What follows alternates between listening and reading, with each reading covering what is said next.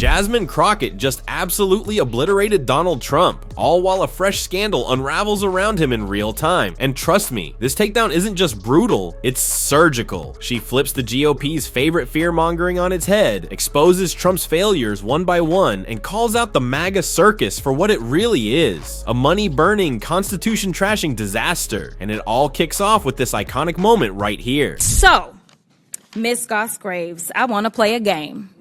It's called Trump or Trans. You ready? Okay. So I'm going to ask you a question, and I want you to tell me whether or not it is Trump or trans people that are responsible. You understand? Got it. Okay, very good. The first one, gutted medical research. Trump. Kidnapping Americans and sending them to foreign countries, a.k.a. deporting them. Trump. Driving us into a recession. Trump. Increasing the cost of everything. Trump. Waging an idiotic tariff war. Trump. Harming farmers. Trump. Ignoring the Constitution. Trump. Proposing to take away Social Security. Trump. Cutting health care. Trump. Firing government workers who keep our country safe. Trump. Encouraging an environment of hate and divisiveness. Trump. Thank you so much. This committee could be engaged in actual oversight of fraud, waste, abuse, and mismanagement. So let's talk about waste. Like Trump's plan to spend almost $100 million for his little birthday parade. Or how he spent 25% of his first 100 days golfing, costing taxpayers tens of millions of dollars. In fact, it's a little bit over 30 million at our last estimation. In fact, President Trump is on pace to spend more than $1 billion of taxpayer dollars just on golfing. Yet the Republicans have been silent. So they must think spending taxpayer dollars on the president's golfing trips is more important than providing health care to their constituents. And when I talk about constituents, we're going to talk about the ones on this committee. Now that's how you flip the script. While MAGA world keeps inventing horror stories about trans Americans, blaming them for everything from the price of eggs to the fall of civilization, Jasmine Crockett just held up a mirror. And surprise! It's Trump's face staring back. She hits every single point with surgical precision. Who crashed the economy? Trump. Who launched a war on farmers? Healthcare, science, the Constitution? Trump, Trump, and Trump. But sure, let's blame the nearest trans teenager trying to exist in peace, right? It's always projection with MAGA. They scream about invading bathrooms. But let's not forget who's been creeping around dressing rooms and beauty pageants. Spoiler alert, it wasn't trans folks, and Jasmine doesn't stop with just Trump. Nope, she's coming for the whole MAGA cast, including Melania, who, let's be honest, knows a thing or two about expensive parades and taxpayer-funded fashion statements. And the next part? Oh, she goes in. And since we're talking about integrity, I'm confused as to why my Republican colleagues aren't talking about the lack of integrity when it comes to the president's family's visas. Let me remind y'all that Melania, the First Lady, a model, and when I say model, I'm not talking about Tyra Banks, Cindy Crawford, or Naomi Campbell level, applied for and was given an EB-1 visa. And what that stands for is an Einstein visa. Now, y'all that don't know, let me tell you how you receive an Einstein visa.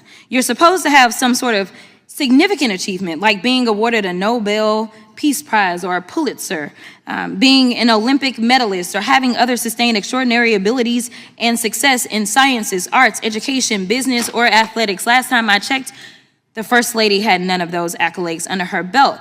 It doesn't take an Einstein to see that the math ain't mathin' here. Oh, Jasmine Crockett just pulled out the receipts, and Melania's so-called Einstein visa is looking more like a punchline than a credential. I mean, Nobel Prize, Pulitzer, Olympic medalist. The closest Melania's gotten to extraordinary ability is accessorizing next to a guy with zero ability, and yet she slid right through the system like it was Mar-a-Lago's back door. Crockett's point? It's not just hypocrisy, it's absurd hypocrisy. Trump rails against immigrants, then turns the US visa process into a private VIP lounge for his own wife. This is exactly why Democrats need to keep telling stories like this, ones that expose how crooked and self-serving Trump's whole empire really is. And the meltdown it caused in the Trump camp? Oh baby, it gets worse. Brain capacity of a jellyfish. White House lashes out at Jasmine Crockett. Congresswoman Jasmine Crockett, one of the most vocal Democrats in Congress who's poised to take a future leadership role, is once again finding herself in the crosshairs of White House officials.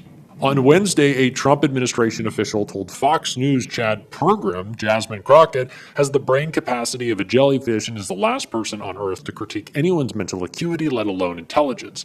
Harrison Fields, White House principal deputy press secretary, continued telling the Fox host the Democrats' rising star has done more to cement the party's demise than the president she breathlessly supported. The decrepit and feeble Joe Biden, Jasmine Crockett continues to prove she'd be better suited as a reality TV star, are you serious right now, on VH1 than an elected official on Capitol Hill. Fields may have been referring to Crockett's recent swipe at Melania Trump, claiming the First Lady was giving special treatment when she came to the United States on an EB-1 visa, which is commonly referred to as an Einstein visa. Crockett told a House hearing on restoring integrity in the visa process that the Einstein visa is given to people with some sort of significant achievement, like being awarded a Nobel Peace Prize or a Pulitzer, being an Olympic medalist, or having other sustained extraordinary abilities and success in sciences, arts, education, business, or athletics. Last time I checked, the First Lady had none of those accolades under her belt. Crockett concluded, as we saw, it doesn't take an Einstein to see that the math ain't mathin' here. On the same day, Trump attacked Crockett's intelligence, posting to Truth Social, "I have an idea for the Democrats to bring them back into play." That involved nominating low IQ candidate Jasmine Crockett for president. When MAGA's go-to insult is brain capacity of a jellyfish, you know someone just lit a fire under their golden toilet. Jasmine Crockett dragged Melania's eyebrow-raising Einstein visa into the national spotlight, and now Trump's White House loyalists are flopping around like fish out of water. Press Secretary Harrison Fields went full tantrum mode on Fox News, accusing Crockett of cementing the Democrat Party's demise, which is hilarious coming from the people who turned a reality TV star into a national security risk. Then Trump waddled onto Truth Social, calling Crockett a low IQ candidate and suggesting Democrats run her for president, because of course nothing screams high IQ like bleach injections and Hurricane Sharpies. But let's be honest, all this outrage isn't about policy, it's fear. Fear that Jasmine Crockett's rising star might shine way too bright, especially in Texas. Turns out Crockett's name has been floating at the top of Democratic primary polls for a 2026 U.S. Senate seat in Texas, and that seat might finally be flippable. Ken Paxton, yes, indicted for everything Paxton, is eyeing a run and could knock out Cornyn, which means the MAGA base could hand Democrats their best chance in decades to flip that seat blue. Throw in rumors that Elon Musk might bankroll a third-party spoiler, and Republicans are sweating bullets under those red hats. Crockett says she's not jumping into the race yet. And sure, some Dems prefer the House, but if this is what she's doing from the lower chamber, just imagine the chaos she'd unleash in the Senate. One thing's for sure, if she's scaring MAGA this much already, then maybe it's time they start panicking. Are you aware, any of you, are you aware as to whether or not tourism in the United States is anticipated to decrease to the extent that we are estimated to lose $12.5 billion in international vendor spending in just the year 2025? I can answer as the tourism capital of the country. I assume you could. Tourism's already down. It is down in the North Country, where the Canadians refuse to come over because of the hostility toward their country. It's happening in New York City. It's happening at our sporting events here, our theater. There's a ripple effect throughout our entire economy because of the change in attitude that our country, that once welcomed people from all over the world to visit and recreate and to live here, now feels like a very hostile place to them. It is going to have an economic impact on our bottom line, without a doubt. So let's talk about it a little bit more. So I am supposed to have a number of FIFA games in Dallas, and I am fully anticipating that we are going to have a problem because I've been receiving phone calls that people don't feel safe coming here, and it's not the immigrants.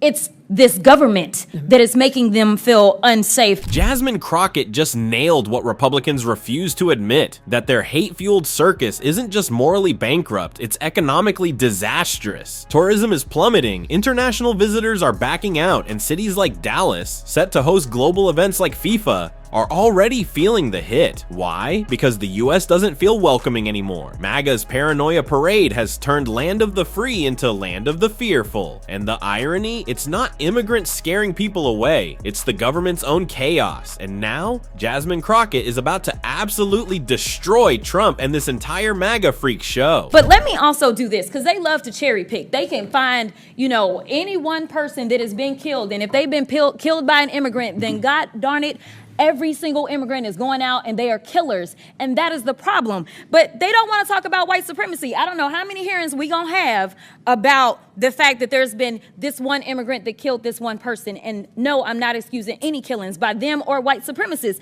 but they haven't had these hearings. We didn't have a hearing on Buffalo and what happened there. We didn't have a hearing on El Paso and what happened there. We didn't have a hearing on Charleston and what happened there. So it's interesting that they pick and choose, because it seems like they love to pal around with the white supremacists, and so they don't want to talk about certain other things. But economically, I want to make sure that we're making this point again, because I know that Governor Pritzker, you were the beneficiary of a lot of things from the state of Texas. And a lot of people believe that Republicans are fiscally responsible, but instead they are actually fiscally irresponsible, because what he spent was a whopping $221 million transporting people from Texas to your state. Something tells me that he could have done something else with that $221 million. In addition to that, I know that there's been some conversations about what's going on in LA, and they want to say that it's riots because they didn't want people to keep talking about, say, the Epstein files or whatever other drama was popping off between the president and his little friend. So they wanted to change the conversation to immigration because they feel like, well, the polling is in our benefit. But let me tell you something. If they cared about making sure we were going to be fiscally responsible, they would tell the American people that it cost them $134 million to send the National Guard to LA for the quote unquote riots that the governor didn't ask for, nor did the mayor of LA ask for. And they sent them over there, and they say that they care about our service members, yet they sent them and they were laying on the floor. They did not provide for food. So I don't know why we would believe that, number one, they want to fix this. They don't want to fix this, because the brokenness is a feature, not a flaw of the system, because it is beneficial to them when it comes to campaigning. If they can't stoke fear, then why are they going to, say, have anybody vote for them? Because that's what people are doing. They're voting out of fear. But Ms. Perryman, we know each other a little well. And I know you got a law degree. And it seems like we all need law degrees in here nowadays to understand the Constitution. So really briefly, I just want to make this point.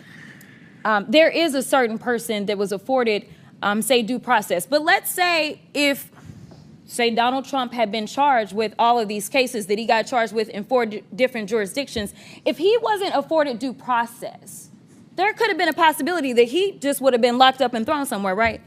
That would be a possibility. And then maybe we wouldn't have a tariff war or anything else that we're dealing with or all the other nonsense. But the point is, he was afforded due process, and regardless of the political opposition, Democrats, Republicans, and independents, I thought, believe that due process should be afforded to everybody, even him. Due process is for everyone. Okay, so the Fifth Amendment doesn't say that it's just for the people that are Americans?